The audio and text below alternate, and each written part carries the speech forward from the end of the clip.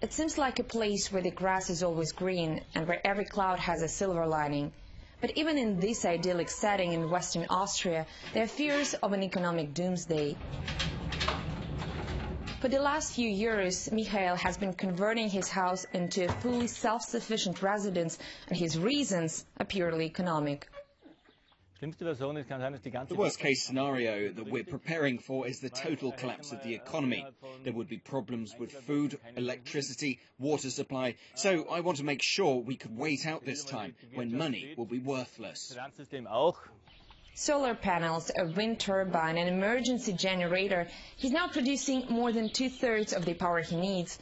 The cows and the garden should provide a backup if supermarkets go empty. And in case of fuel shortages, there's also a ready alternative.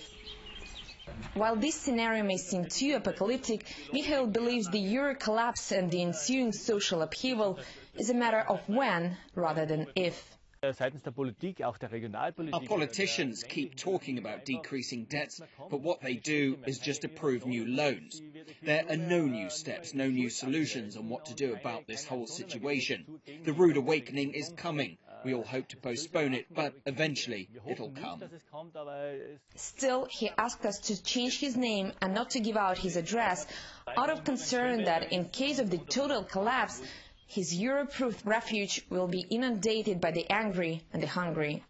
Doomsday fears are not entirely foreign to many Europeans, especially of an older generation. This part of the world used to be right at the forefront of the Cold War, and preparing for the worst was part of the government's contingency plans. But the idea that calamity may come from within Europe rather than outside is relatively new and therefore all the more frightening. After decades of increasing prosperity, the thought of losing basic comforts is still rather hard to take in for many Northern Europeans. But on the other hand, a few years ago, their southern neighbors couldn't imagine that soup kitchens would become so popular in Greece or that food aid would be in such demand in Spain. Some people say, I don't care for the government, I'm responsible for myself. Let's say about 50% of the citizen may think in this way, but the majority will say no, government, we pay our taxes, and insofar we expect that we get supplied by the government.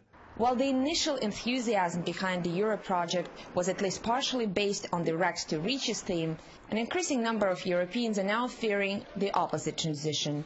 Oksana Boyko, RT, reporting from Western Austria.